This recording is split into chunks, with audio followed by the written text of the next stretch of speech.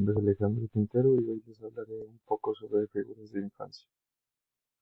A partir del siglo XVI, se perfilaba una estructura social que implicaba una nueva dinámica entre los diferentes grupos sociales, la realeza y la pobreza. Sufre notables transformaciones a la vez que irrumpe con fuerza en escena un nuevo grupo del estado en medio, llamado a desempeñar el papel de fiel de la balanza entre las distinguidas clases y el pueblo. Los nuevos modos de educación, destinados a niños e impulsados por los propagandistas católicos, son una pieza de los programas políticos dirigidos a lograr una sociedad pacificada y estratificada. Esta institución de la familia cristiana era un paradigma del buen gobierno político e iba a construir uno de sus principales puntos de anclaje. Humanistas de renombre como Erasmo y Vives, cuyo influjo en los moralistas católicos, así como en las prácticas, es bien conocido, no consideraron indigno dedicar una parte de su tiempo a escribir obras acerca de la educación de los pequeños.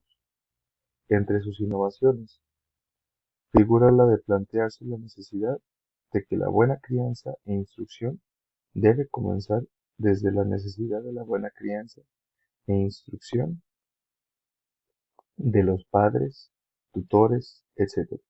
Ellos mismos elaborarán en consecuencia toda una serie de planes con el fin de que los niños sean precozmente iniciados en la piedad y las buenas letras.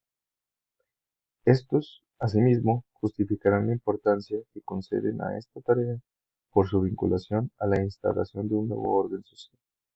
Sus obras son de inestimable valor, no solo en la medida en que permiten dar cuenta de la percepción de la infancia moderna, sino también porque trazaban los caminos por lo que ésta discurría durante largo tiempo y posibilitaban ulteriores redefiniciones de la misma, en donde destaca uno de las figuras principales, el cual era J. Rousseau en el Emilio. La infancia se convierte así en un metal precioso, tan valioso como el oro y las perlas que los galcones traen de América. Rentabilidad tanto desde el punto de vista religioso como político, dependía de un contexto de guerra de religión y de búsqueda de una nueva configuración social. De saber moldearla con mano firme y diestro buril, esta primera visión de la infancia implicaba ciertas dimensiones positivas en la medida en que se le convierte en un material apto para ser adiestrado, pero al mismo tiempo se le atribuyen determinadas propiedades negativas, como por ejemplo lo era el carecer de carácter, el carecer de razón. En ese momento era débil e inclinaba al mal debido a los efectos del pecado original.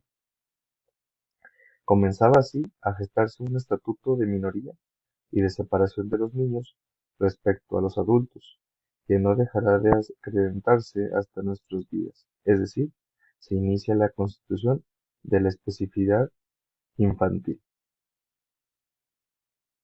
Oro, plata y hierro.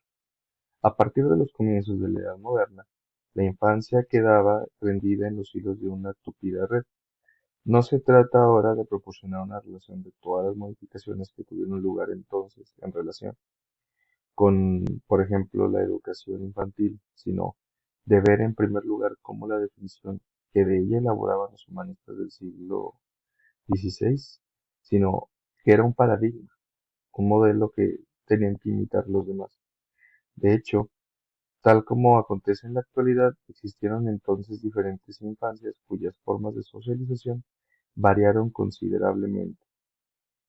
Se necesitaba incluso leer los tratados de educación y los libros de cortesía dirigidos a príncipes y nobles y poder así compararlos con la Ratio Studium de los jesuitas para comprobar las diferencias. Las distancias se agrandaban todavía más si se hacían intervenir los hijos del pueblo y si además de la posición social se tenían en cuenta la variable, por ejemplo, que era el sexo, género del niño.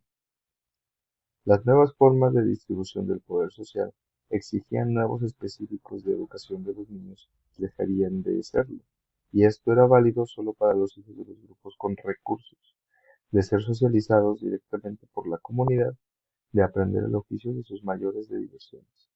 Frente a un medio social denso y cálido, donde abundan los intercambios afectivos y los encuentros desde familiares, vecinos, amigos, sirvientes, adultos, niños, etc., esta era una importante mutación, ya que se realizaba en parte con la complicidad de la familia cristiana. Era muy importante en ese entonces el término, el ser cristiano, la familia cristiana. Incluso también el espacio afectivo que se cerraba cada vez más sobre sí mismo, sobre este tema. Se alejaba del ruido de la calle y de una vida de comunidad más amplia. Comenzaba a preocuparse por la educación y el futuro de los hijos, para poder así organizar su vida en torno a ellos y así controlar número a sus alumnos, hijos, etc.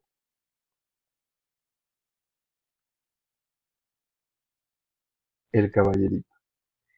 El infante y el caballerito eran una función del presente que interesaba especialmente al Instituto de la Infancia del Mediano Estado, ya que éste fue modelo del pueblo. La nobleza aquí cortesana era una nobleza reconvertida que poco tiene que ver con la nobleza guerrera medieval en aquellos tiempos, cuyos hijos primogénitos eran los únicos vástagos considerados de especial importancia en cuanto depositarios del nombre y del patrimonio familiar, por lo cual eran dedicados al ejército de las armas desde sus tiernos años, oficio que a semejanza de otros oficios y en la práctica, desde que eran niños desde que eran niños iban ya encaminados a eso.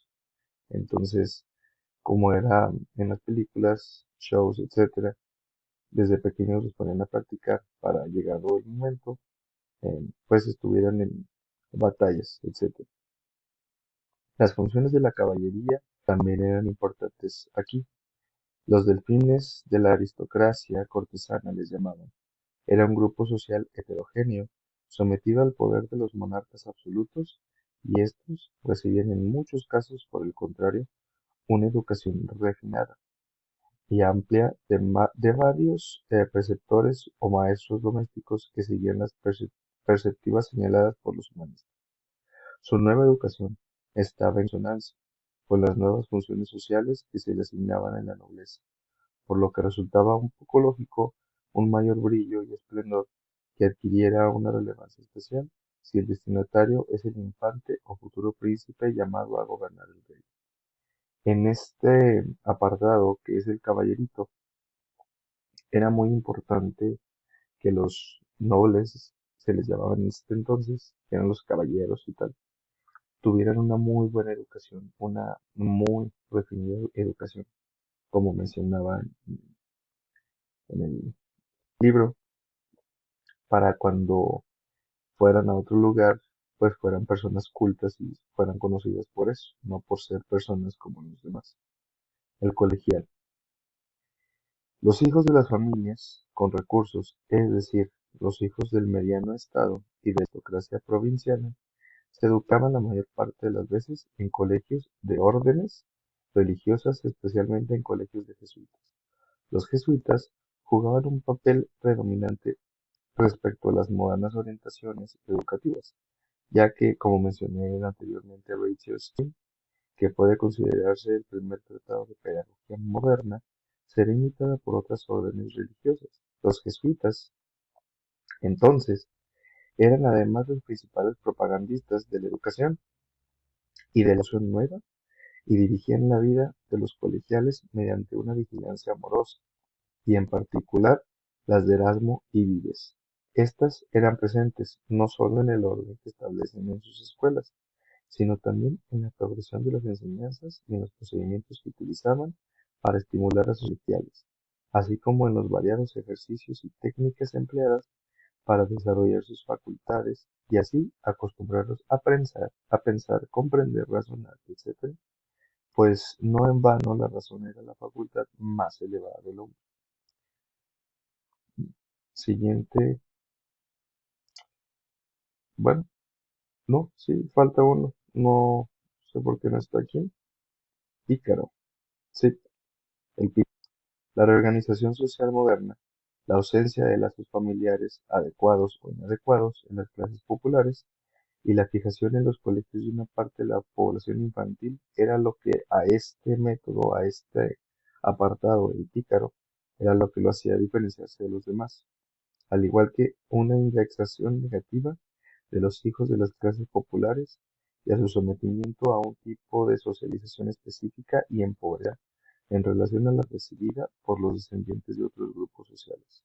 Por otra parte, y en conexión con estos factores antes mencionados, la moderna percepción de infancia solo rozaba tangencialmente a las clases populares, cuya descendencia era, bueno, seguía socializándose en la comunidad y en el aprendizaje de oficios. Incluso en aquellas ocasiones poco frecuentes en que los niños pobres asistían a las escuelas parroquiales o municipales, seguían formando grupos heterogéneos en los que estaban mezclados por edades y niveles de instrucción. Era preciso entonces esperar a la imposición de la obligatoriedad escolar para comenzar así a emerger una nitidez, una peculiar figura del niño popular. Pues bueno, en definitiva, y para terminar, la educación de los hijos de la escoria y es de la República, como mencionaba en el texto, no estaba dirigida a que aprendan lenguas, o se citen nobles habilidades, ni destaquen por la gracia, elegancia y distinción de sus acciones, como sucedía con las naturalezas de otro infante, y los caballeros tampoco. Sus estudios, maneras y vestimenta no debían asemejarse a los del estudiante perfecto jesuita. Se trataba más bien de inculcarles hábitos de subordinación, así como una nueva ética de trabajo en consonancia con las exigencias del nuevo orden económico y político de los estados administrativos modernos.